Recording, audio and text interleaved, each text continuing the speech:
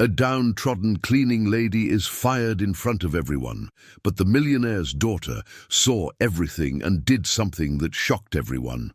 Leave a comment. Giving my story a rating from 0 to 10, your opinion is very important. And subscribe to my channel to support my work. I'm counting on your help. The main ballroom of the country club was bustling that Saturday afternoon.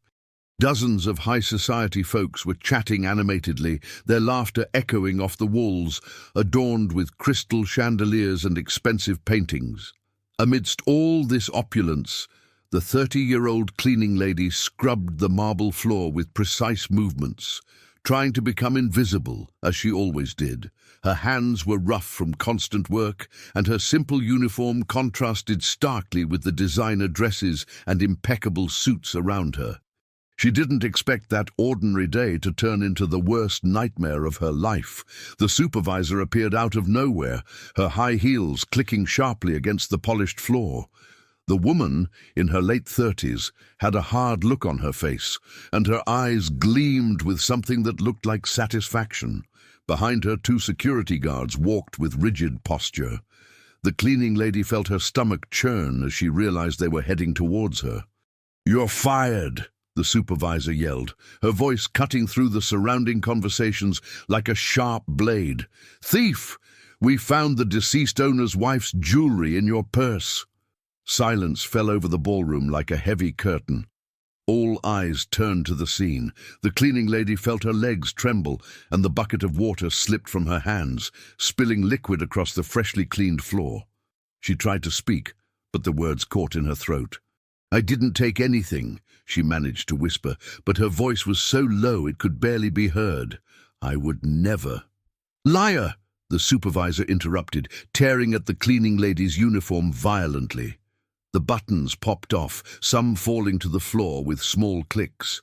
The woman shoved the cleaning lady towards the exit, and she stumbled, nearly falling.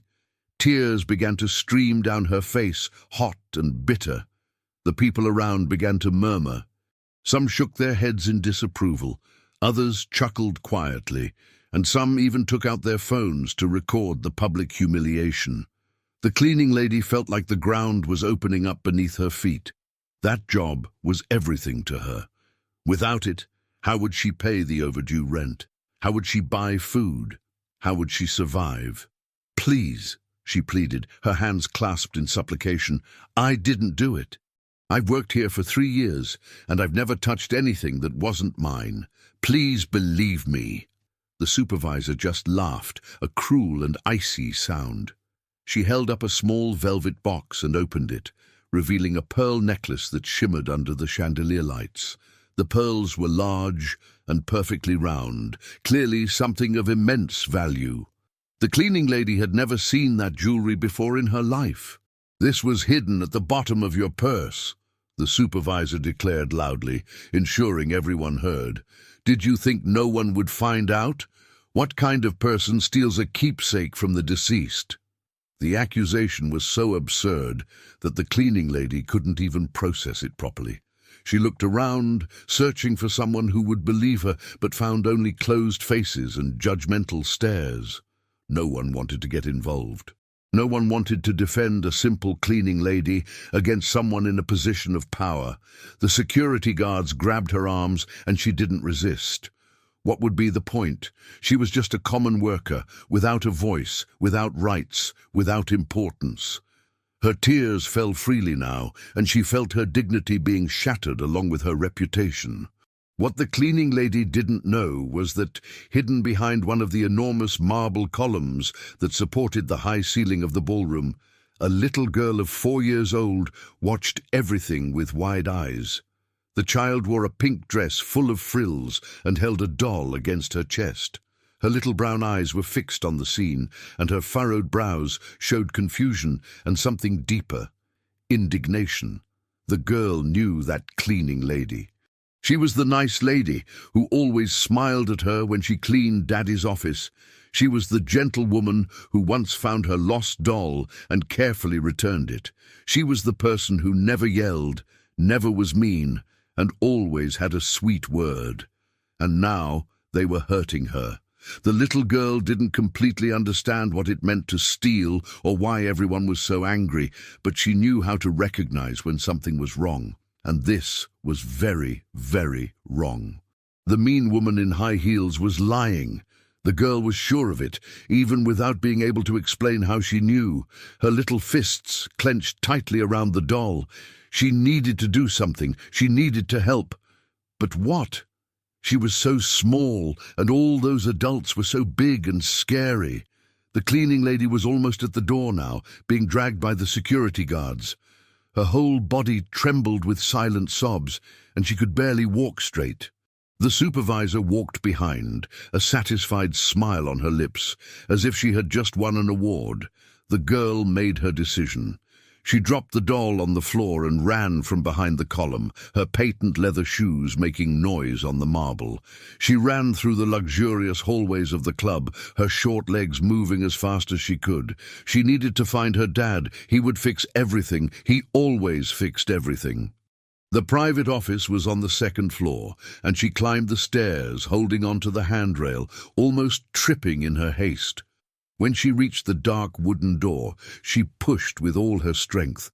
The door opened, revealing a spacious room with bookshelves full of books and a huge desk covered in papers. Her father sat behind the desk, focused on some documents.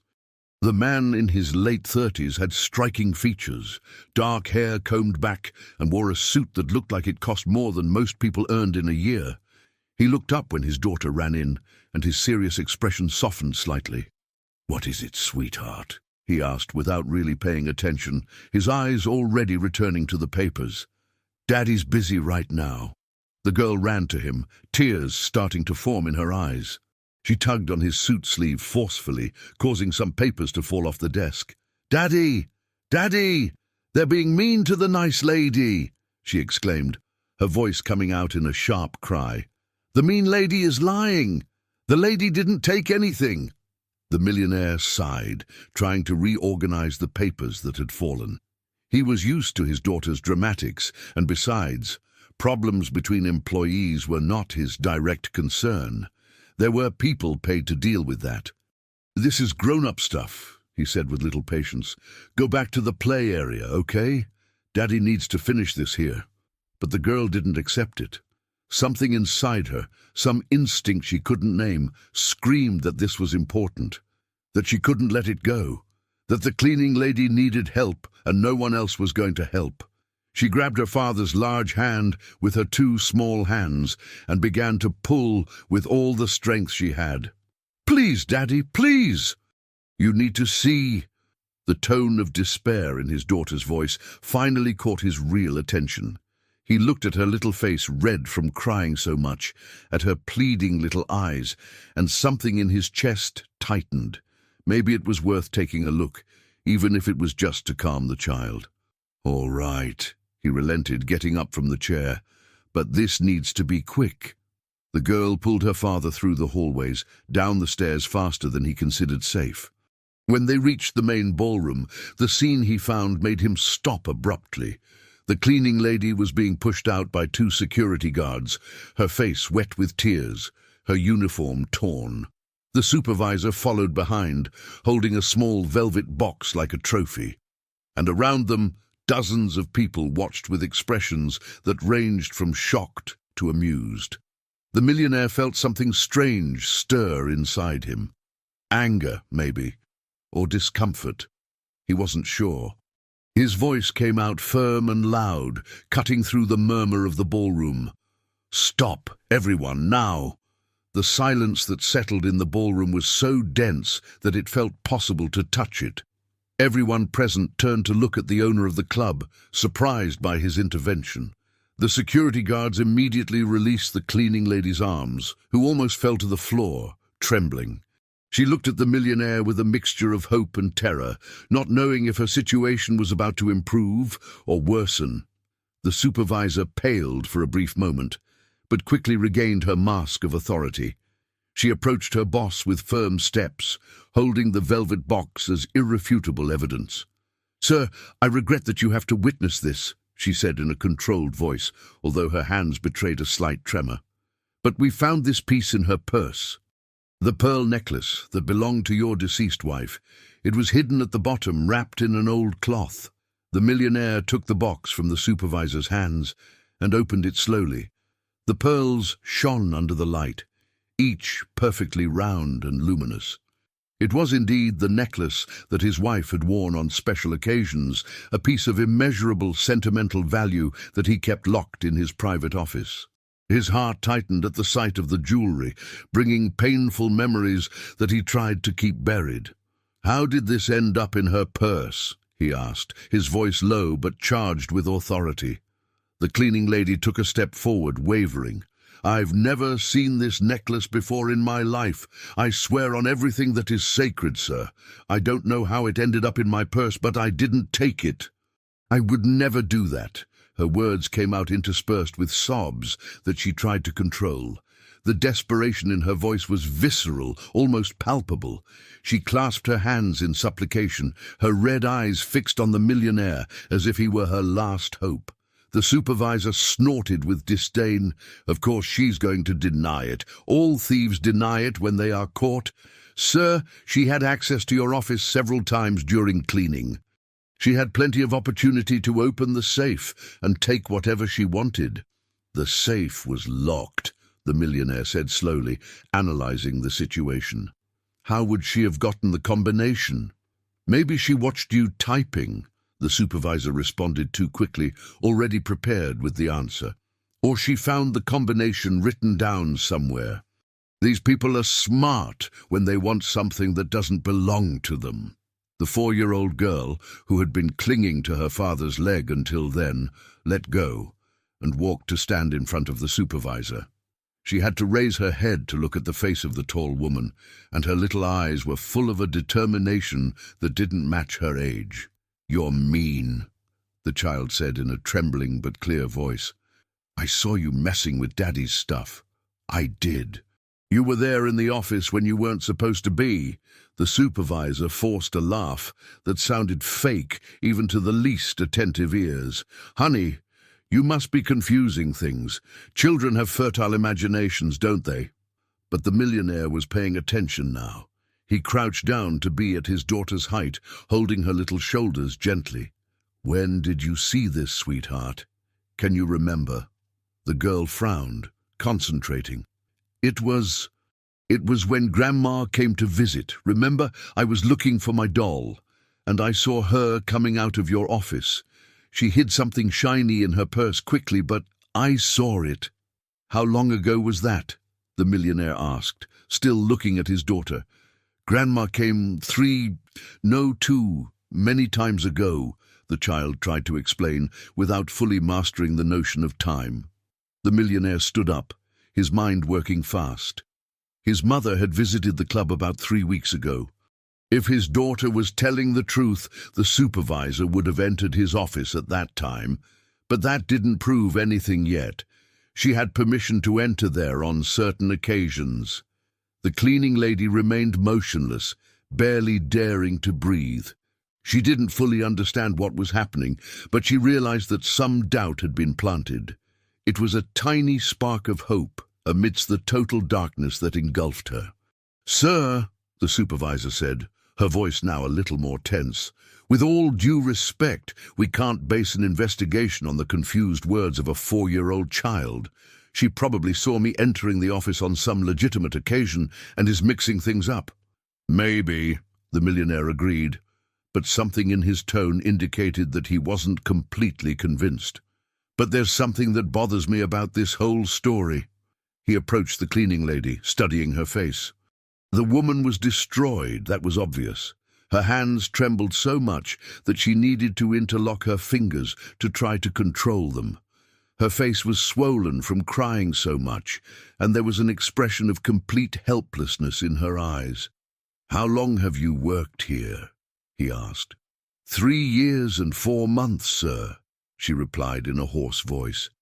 "I've never missed a day. Never been late, never taken anything that wasn't mine. I need this job. I have bills to pay, I have—" Her voice failed and she couldn't continue.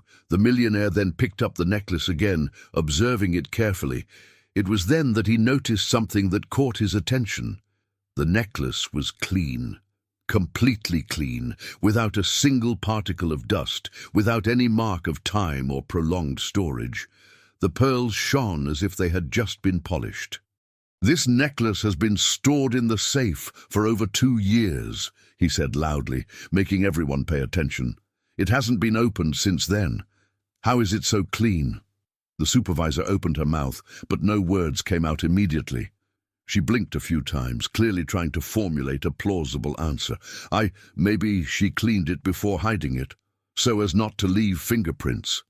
"That doesn't make sense," the millionaire retorted, his voice getting colder.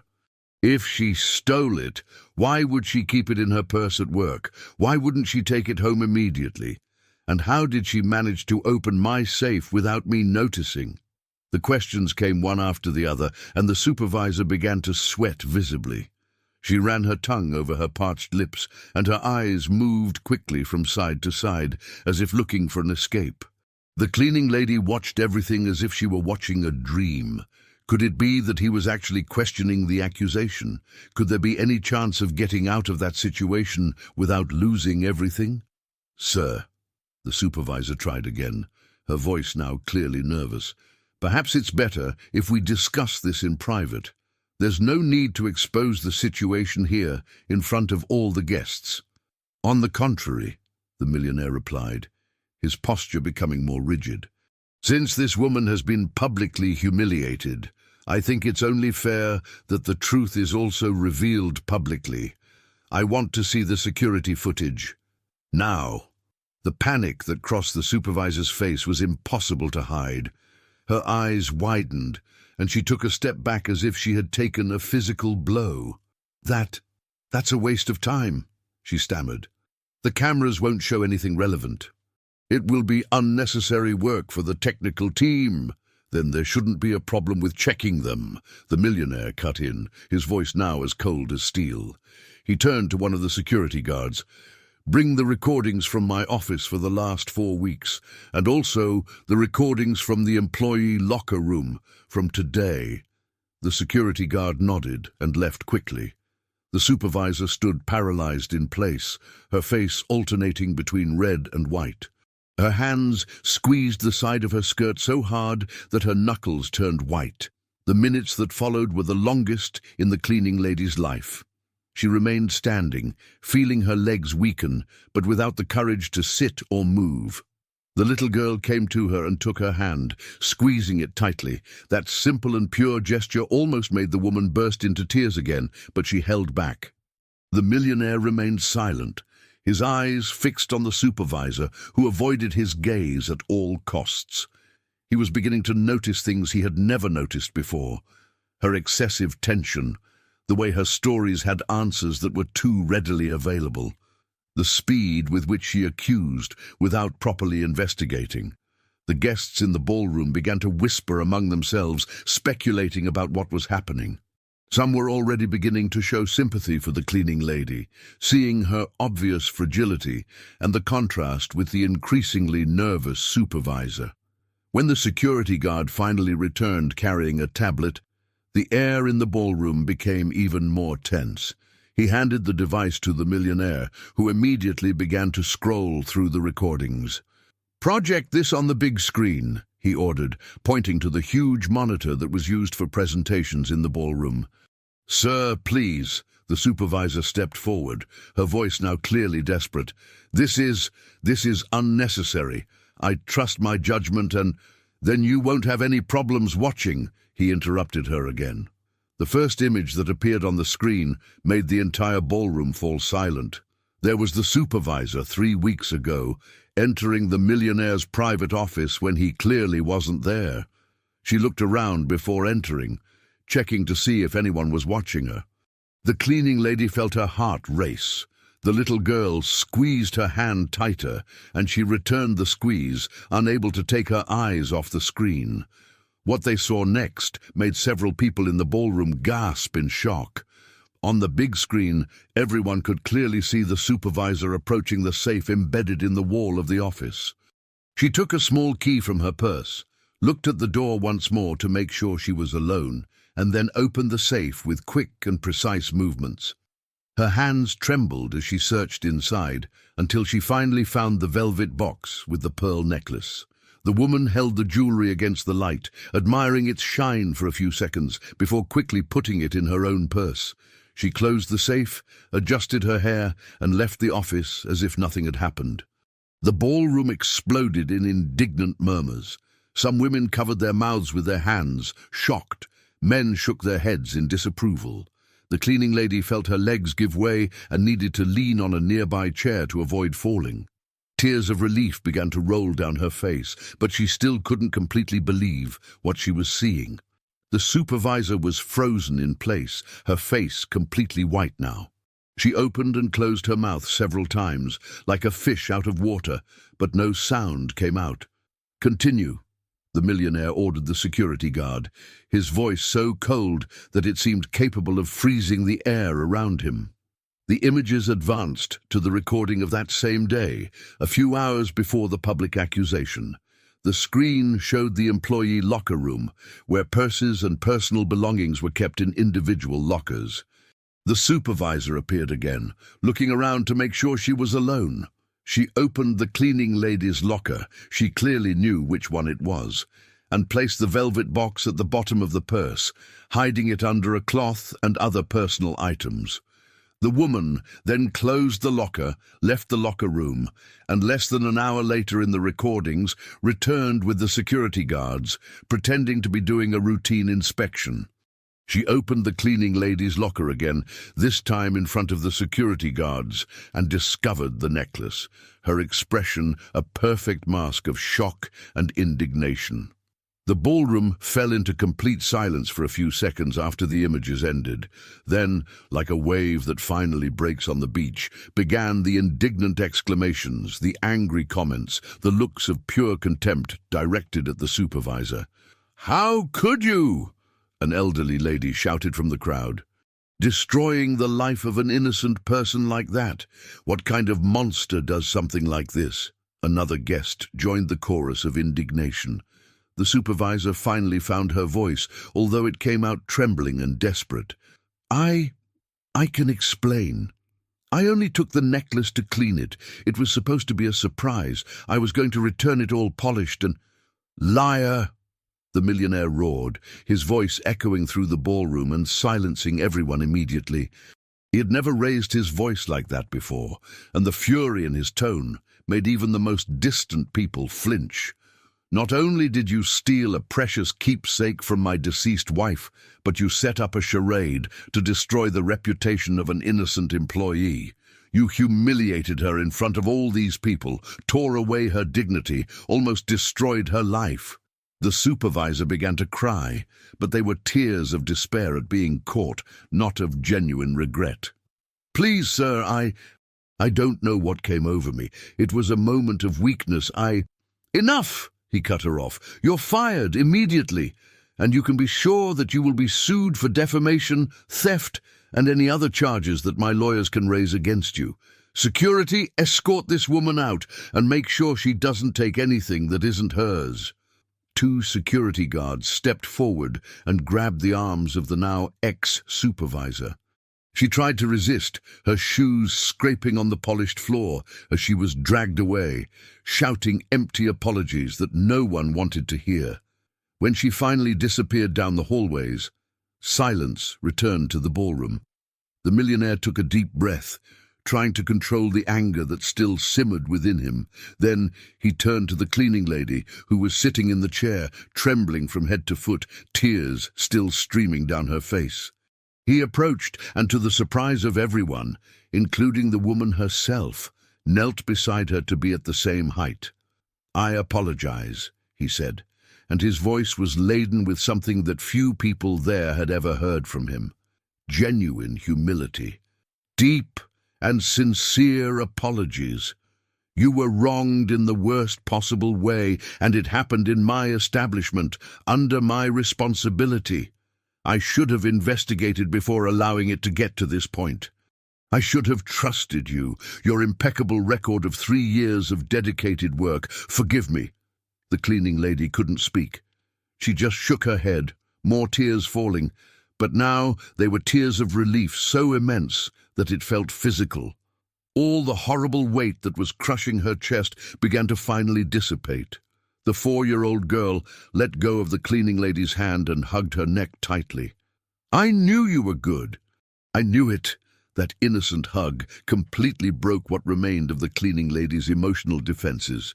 She hugged the child back, sobbing loudly now, not caring who was watching. That little girl had believed in her when no one else did. She had fought for her when she herself had already given up. The guests in the ballroom began to applaud. Some wiped tears from their own eyes, touched by the scene. The cleaning lady raised her face, seeing all those people who minutes ago had looked at her with contempt, now demonstrating support and sympathy. It was too surreal to process. The millionaire stood up and extended his hand to help her to her feet. She accepted, her legs still wobbly, and he supported her by the arm until he was sure she was steady. "You will continue working here," he announced loudly for all to hear, "and with a significant increase in salary. In addition, I want to meet with you tomorrow to discuss a possible promotion. Someone with your integrity and dedication deserves to be in a position of more responsibility." The woman blinked, not believing what she was hearing. 10 minutes ago, she thought she had lost everything. Now she was being promoted. I don't know what to say," she murmured, her voice hoarse from crying so much. "You don't need to say anything now," he replied gently. "Go home, rest. Take the rest of the week off, paid. When you come back, we'll talk about your future here." The cleaning lady nodded, still in shock. The little girl took her hand again, shaking it excitedly. "You're coming back, right? Promise you'll come back?" "I promise," the cleaning lady managed to say, and for the first time on that terrible day, a small smile appeared on her lips. In the days that followed, the story spread through the town like wildfire. People talked about it at the market, on the streets, in cafes. The unjustly accused cleaning lady, who was saved by the courage of a 4-year-old child, became the main topic everywhere. Some embellished the story, others told it accurately, but everyone agreed on one point: it had been a powerful example of justice. The ex-supervisor tried to find a job in other establishments, but her reputation was destroyed. No one wanted to hire someone capable of such cruelty and manipulation. She moved to another city a few weeks later, fleeing the judgmental stares and malicious comments. The cleaning lady, in turn, returned to work the following Monday, although the millionaire had said she could take the whole week off. She couldn't stay still at home. She needed to go back to see with her own eyes that it had all been real, that she really still had her job and her dignity back. When she arrived at the country club that morning, she was greeted with applause from the other employees. Colleagues who had barely spoken to her before now came to greet her, say that they had always known she was innocent, express admiration for her strength.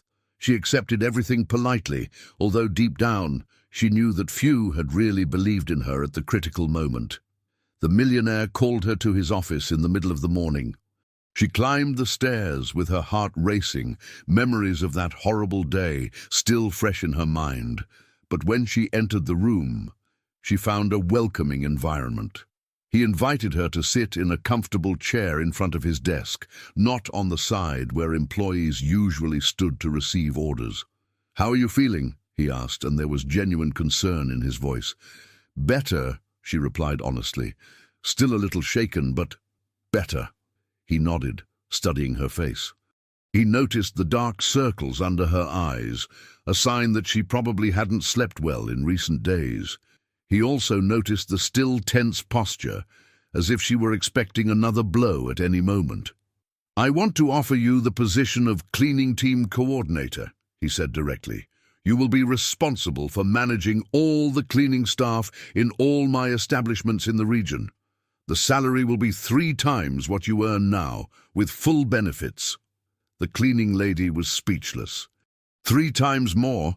That meant she could finally pay off her debts, get a better place to live, maybe even save a little. "Why?" she asked, the word coming out before she could think better of it. Why are you doing all this for me? The millionaire leaned back in his chair, thoughtful. Because my daughter showed me something I had forgotten. She showed me that character and integrity are more valuable than any financial asset I can accumulate. You have worked here for more than 3 years, without a single complaint, always dedicated, always honest. And when you were tested in the most cruel way possible, you maintained your dignity. That is worth much more than people like me usually recognize. There was something different in his voice, a vulnerability that she never would have imagined, coming from such a powerful and rich man. I accept, she said, and this time her smile was wider and truer. And thank you. Thank you for believing in me in the end. I should have believed from the beginning, he admitted. When she left the office, she felt as if she were floating. Her life had changed completely in a matter of days. From rock bottom to an opportunity she never imagined having. But what she didn't know was that even bigger changes were yet to come, and that this was just the beginning of a transformation that would affect not only her life, but also that of the millionaire and his little daughter, in ways that none of them could have foreseen. The months that followed brought profound changes for everyone involved. The cleaning lady, now coordinator, discovered that she had a natural talent for leadership. She treated each employee with the respect and dignity that she herself had been denied, creating a work environment where people felt valued. Her team loved her, and the quality of service in all the establishments improved dramatically. The millionaire watched these transformations with growing attention. He began to implement changes in all his companies, creating direct channels where employees could report abuses without fear. He installed more security cameras, not to monitor, but to protect. He raised salaries, improved working conditions, and for the first time in years, he began to truly see the people who worked for him as human beings with lives, dreams, and struggles. The 4-year-old girl grew increasingly attached to the coordinator. Every time she visited her father's establishments, she looked for the woman, asked to be near her, and told stories about her school and her toys. The coordinator listened to everything with infinite patience, her eyes shining with genuine affection for the child who had saved her life. The millionaire began to notice something disturbing. He felt jealous, not of his daughter, but of the ease with which the coordinator connected with the girl. He realized that he had failed as a father, so focused on building his wealth and expanding his business that he neglected the child who needed him most. The little girl sought in the coordinator the maternal affection she had lost so early, and it hurt his chest in a way he couldn't explain.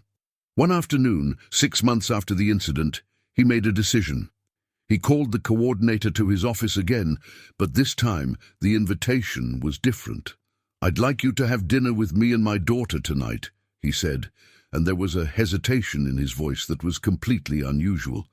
"Not as an employee, as a friend.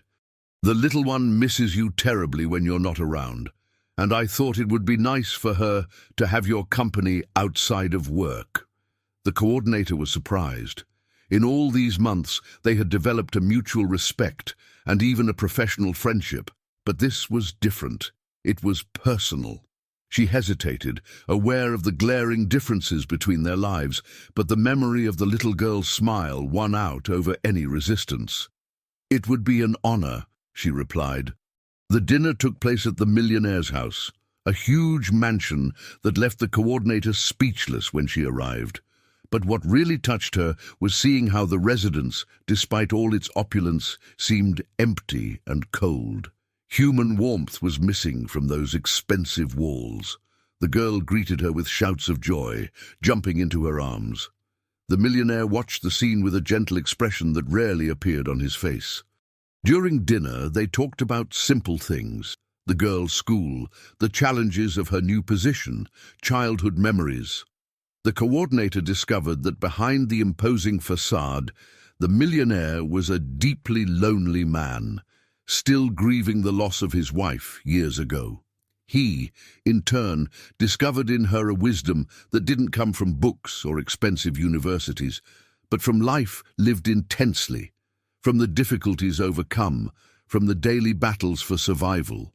There was a strength in her that fascinated him, an ability to find joy in the simplest things that he had lost long ago. The dinners became frequent.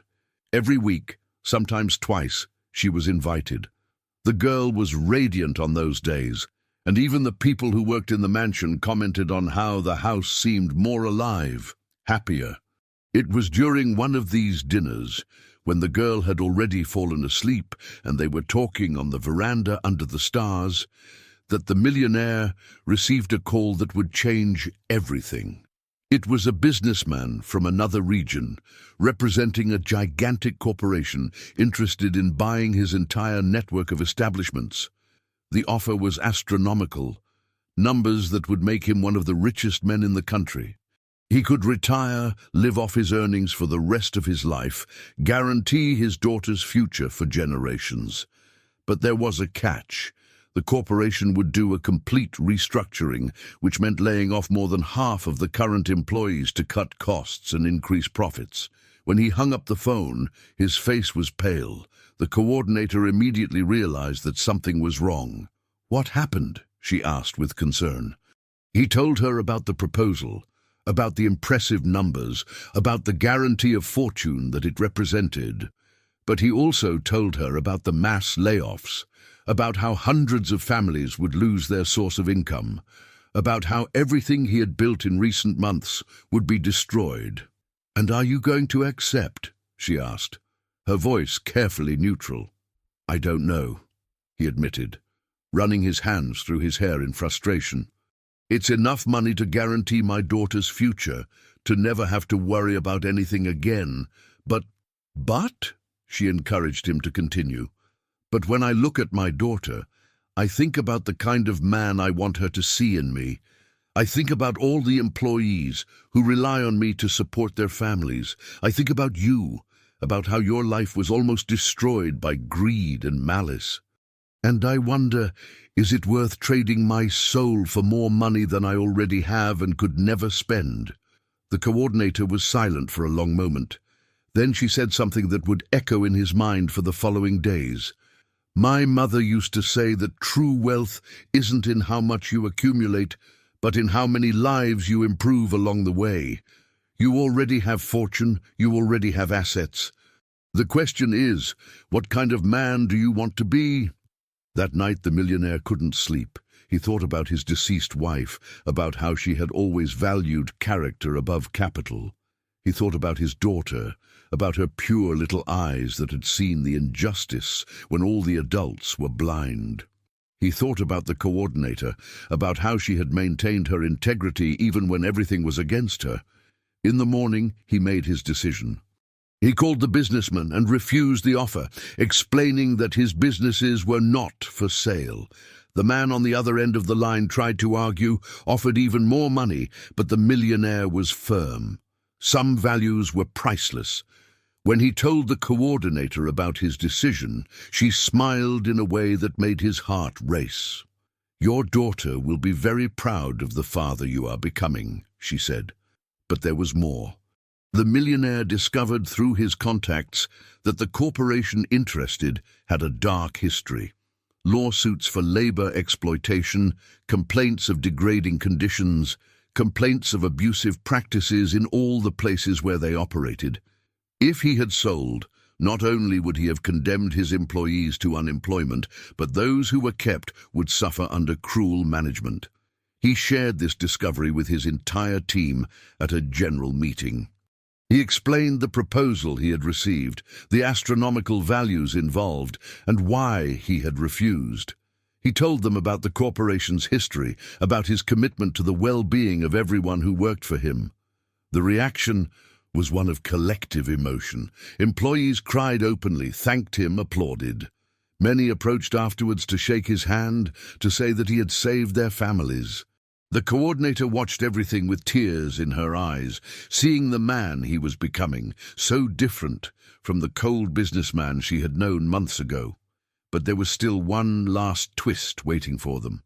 That night, during another dinner, when the girl was already asleep and they were talking about the future, the millionaire finally had the courage to be completely honest. "These last months have changed my life in ways I can't fully express," he began, his voice laden with emotion. "You and my daughter have shown me that I was living wrong, focused on the wrong things, valuing what didn't matter. You brought light to a house that had been dark for years. You brought joy to a child who was growing up without really having a present father.